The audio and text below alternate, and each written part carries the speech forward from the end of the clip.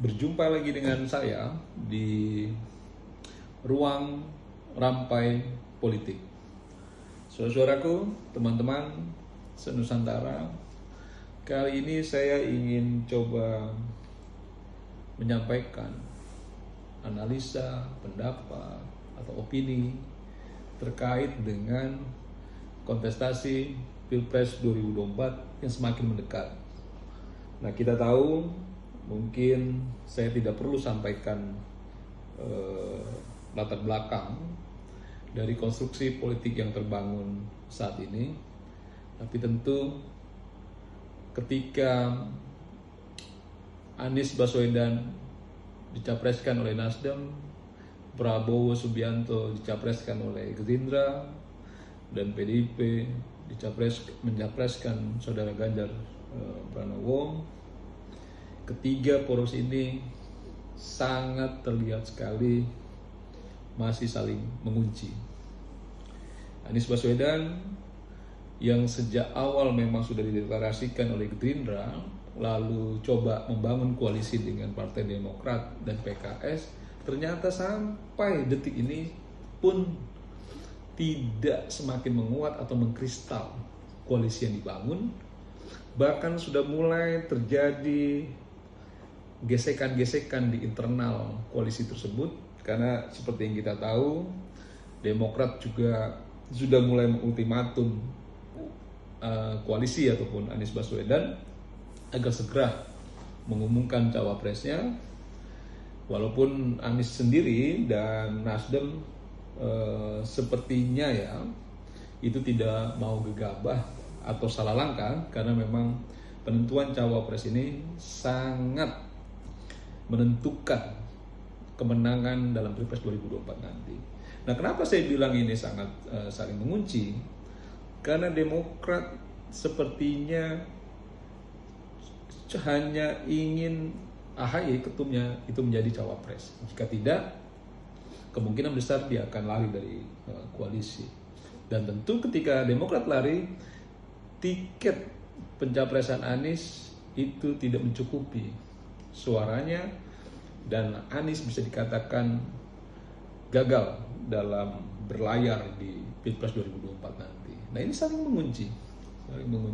Bahkan Nasdem sendiri yang sekarang ini tercabik-cabik ya, dan sepertinya Surya Paloh dan para elit Nasdem itu sedang coba bertahan dalam situasi yang tidak menguntungkan bagi Nasdem saat ini, sehingga itu juga mempengaruhi tatanan koalisi di koalisi perubahan yang dibangun oleh Surya Paloh dan Anies Baswedan. Nah, ini menarik karena beberapa waktu lalu juga Puan Maharani ketemu dengan AHY, dan ada kemungkinan juga AHY pindah haluan berkoalisi dengan Ganjar dengan harapan memang bisa menjadi menteri di kabinet Ganjar. Karena memang bagi AHY dan Demokrat sendiri 2024 adalah saatnya AHY untuk masuk dalam politik nasional ataupun mendapatkan jabatan-jabatan dalam kekuasaan di 2024 nanti. Entah menjadi menteri, kalaupun tidak menjadi calon wakil presiden. Saya rasa itu akan diambil karena memang itu dibutuhkan untuk AHY untuk mendongkrak karir politiknya ke depan. Nah, bicara soal Prabowo Subianto. Nah, Prabowo Subianto pun kita baru tahu semua bahwa kemarin itu baru saja bertemu dengan Caimin, karena rasa-rasanya memang Prabowo perlu merawat Caimin, karena ini pun Caimin coba mengunci Gerindra dan Prabowo, karena tanpa PKB Gerindra tidak bisa mencalonkan Prabowo sebagai calon presiden. Ini sangat menarik sekali. Dan Caimin sudah mulai juga mengultimatum, sudah mulai juga merajuk, khawatir Prabowo meninggalkan Caimin dengan memilih cawapresnya orang lain, tapi juga tidak ada kemanfaatan yang buat PKB ataupun Caimin secara politik. Nah, ini menarik karena memang beberapa waktu lalu juga kita dengar adanya pingitan terhadap Caimin, tidak boleh bicara soal Pilpres dan lain sebagainya, yang menurut saya ini memang manuver-manuver yang dilakukan oleh Caimin. Nah, kita lihat memang ini juga saling mengunci, dan Prabowo juga butuh PKB untuk tiket karena dia belum berhasil juga meyakinkan partai lain untuk bergabung, sedangkan partai lain pun semua saling menunggu arah mana yang pada waktunya nanti mereka harus menentukan sikap politiknya berkoalisi dengan siapa. Nah, Ganjar Pranowo pun demikian. Ganjar Pranowo walaupun punya tiket secara aturan, PDIP bisa mencalonkan dengan sendiri ya, tanpa harus berkoalisi. Namun demikian, kekuatan elektabilitas Ganjar Pranowo masih sangat diragukan. Karena kita tahu kadang kalah, kadang menang ketika disurvei ya secara elektabilitas.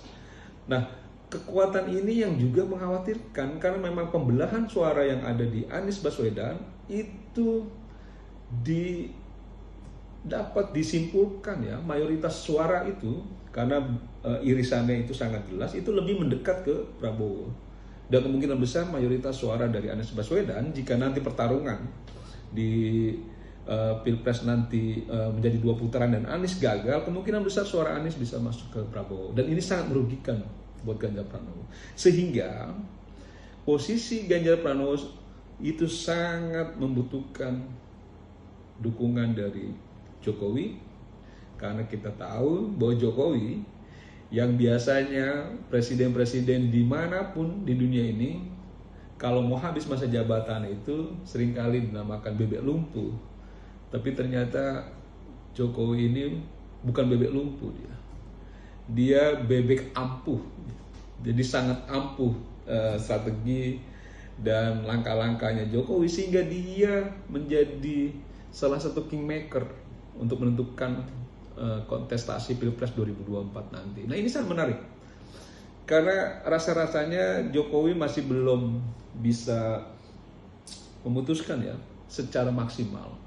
Mungkin soal kepartaian iya ya, tapi secara hati batin kita bisa melihat bahwa dukungan Jokowi masih terbelah antara Prabowo dan Ganjar Pranowo, dan itu sangat wajar sekali secara politik karena memang Jokowi melihat bahwa Prabowo sangat berpotensi untuk bisa menang melawan Ganjar, sedangkan Ganjar juga masih punya kemungkinan menang melawan Prabowo. Dan ini menarik sekali, dan menariknya lagi ada keinginan untuk menyatukan Ganjar Pranowo dengan Prabowo Subianto. Nah, ini jauh lebih menarik. Jauh lebih menarik karena apa? Pertama, tentu diharapkan ini menjadi Pilpres 1 putaran sehingga secara biaya itu jauh lebih hemat. Yang kedua, kekuatan 2 tokoh ini saya rasa bisa mengakomodir semua kekuatan suara yang ada di berbagai kelompok, sehingga gesekan-gesekan tidak terlalu kencang ya dalam Pilpres 2024 nanti. Mudah-mudahan itu juga bisa terwujud. Tapi ini semua pilihan-pilihan yang saya rasa memang kita harus menunggu sampai September nanti. Siapa kira-kira yang berlayar atau siapa yang kira-kira gagal berlayar.